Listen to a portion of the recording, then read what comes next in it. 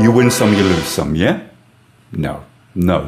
As a mixer, you are only as good as your last mix. You are going to be judged by that mix. You cannot afford to lose some. And your mixes will go down for posterity. You have to live with your mixes for the rest of your life. The Audio Snobs have collectively put together 5 things you should do, 5 things that will get you through achieving great mixes. Always use a reference, and do know that reference incredibly well. And do use a reference that is well mixed. Even if you're working in a room that you know, but especially if you're working in a room that you don't know, use a reference. This reference needs to be a piece of music, an album, or a single track, or some various tracks that you know really well. A combination of your work, other people's work, just other people's work, just your work, but you need to know it really well. You need to have heard this music in various environments. You have to know it intimately, sonically, right? And use it to reference the room and the monitors that you're working on. Turn the monitoring down, really, really quiet. Because what you're effectively doing there is losing the room. It's kind of important to have musical references that you know, that you can play.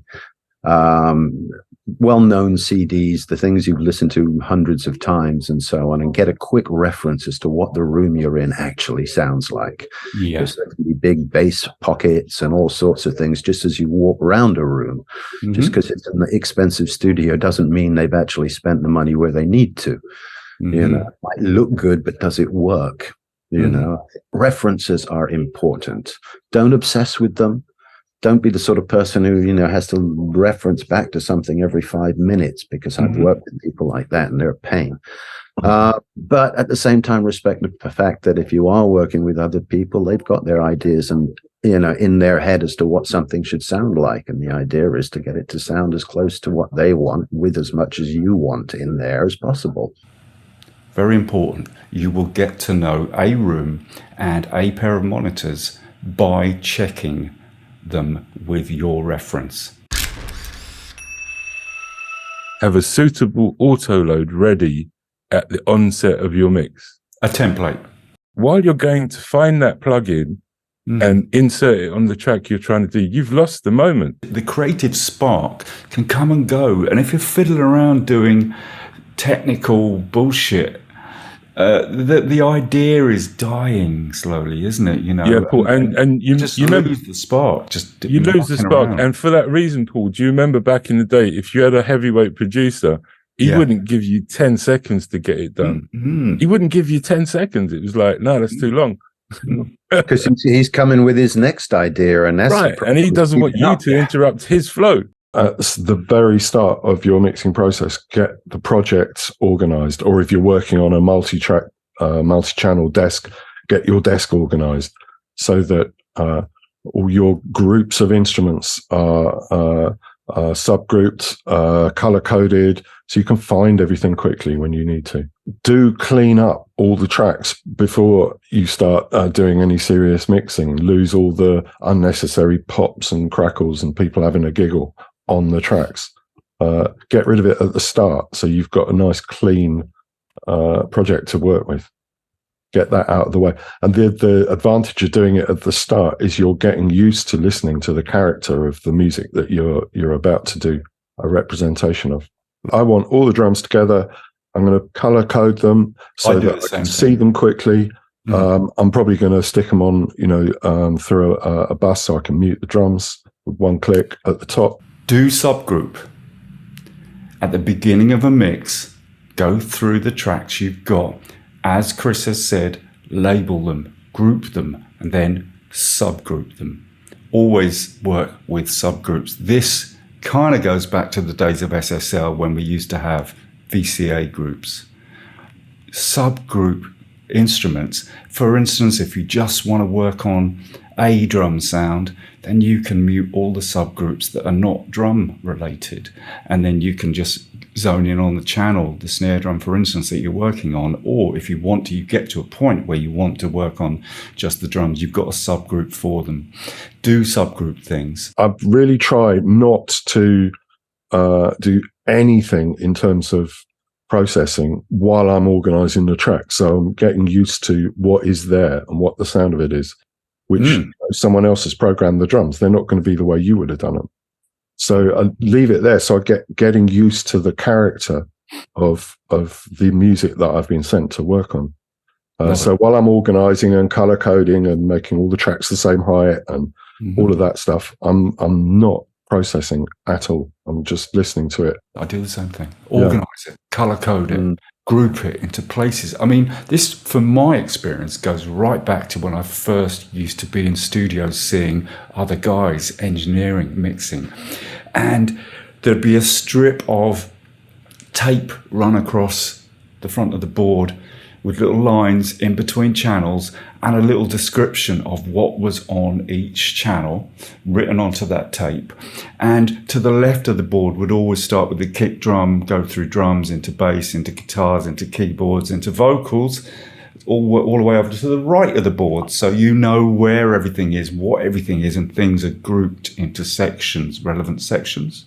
Yeah, and the importance of that, I think, is you can find things immediately. Like, especially again with digital projects, you might have, I've been sent projects with over 100 individual tracks, cleaning up to get rid of the noise before the vocal starts. Very important. All of that stuff. So I'm going through every track, listening to it top to bottom.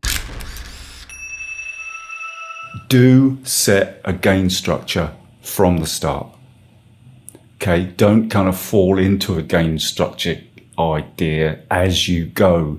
Do have a clear idea of what your gain structure is. That in the digital domain, don't go too low down the fader, because sound quality will be compromised in the digital domain. If you're not loud enough, you will actually be impairing the sound. Set your gain structure at the start of your mix. It creates your headroom. I go at -18 to start with. Every time, talking about transients, you hear every transient at -18. Yeah. And one key thing you have to do, though, is, and get your client to understand this, is you take their reference track. They might have sent their reference track. Everybody sticks it through a limiter and sends it to the A&R cat. You got to turn their guide mix down to -18 at the start. I hear that. That's a great. Their -12 mix doesn't mean anything to anybody, right? And if you're going to try and mix with no headroom, you're going to be there a lot longer. Understand that once you've sat the bass in that place, once you've sat the drums in that place, you're going to be on a good journey to finishing your mix. Because your foundations are solid. You want to nail the core of your mix first: bass, drums, lead vocal, snare, especially kick, especially. If you can get a great sound on your bass and drums and your lead vocals, then you can work till 5 a.m. and your shit is tight because you nailed it at 4 o'clock in the afternoon. Do take regular breaks. If you feel you're losing perspective on something, then you need to take a break. Go and make a cup of coffee or go outside, get some fresh air for 5 minutes. Don't mix without taking short breaks. It's fundamental for keeping a perspective on what you're trying to do. Obviously, there's lots of different workflows now with digital audio workstations. You can do a part of your mix, come back to it later, which is a great flow that I use. Don't know about you guys. Or mix quickly. Because if you mix quickly, you'll keep perspective of what you're trying to do. Or be clever. Nail your bass and drums and lead vocal early. And, man, you shouldn't need to touch it right until the end. You might take the kick up 1, the snare down 1, and you're on solid ground. You can easily go back to where you were before if it was wrong. So if you have to work a long day, if you have to be in there 3, 5 in the morning when you started at 11, then be smart and take breaks. In order to get a good sounding musical mix, yes, you've got to keep leaving the room. You've got to be checking how it sounds in different parts of the room at different levels. Yes. Ideally, take the mix out of the room, listen to it in your car, on a transistor radio in the kitchen, everything, all of that. Because if you're just sat in front of a pair of speakers, your ears start doing this thing where they start ignoring the drums because the drums are there all the time. And you lose that perspective of how the vocal is sitting against the drums. You just lose it. Set your tonal and dynamic concepts first before you create spatial dimensions. I.e., do the EQing and the compression, right? First, and do all the reverbs, modulations after, because you're building on solid ground like that. Otherwise, you've got an ocean which will change. Don't be afraid of EQing the returns of effects, because love it. Once you start using too many reverbs and things like that, things can get very mushy and muddy and all the rest of it. When it comes to reverbs, just think they're each trying to emulate a room, and how many rooms do you want to sit in to listen to a mix? I mean, it doesn't sound natural when you start going overboard. It can sound cool, don't get me wrong, but it's not what you would say is sort of necessarily natural situations for things. If you need to take a frequency out to give another effect or whatever, a bit more space and so on, don't be afraid to do that. Always look at filtering reverbs and delays. Always.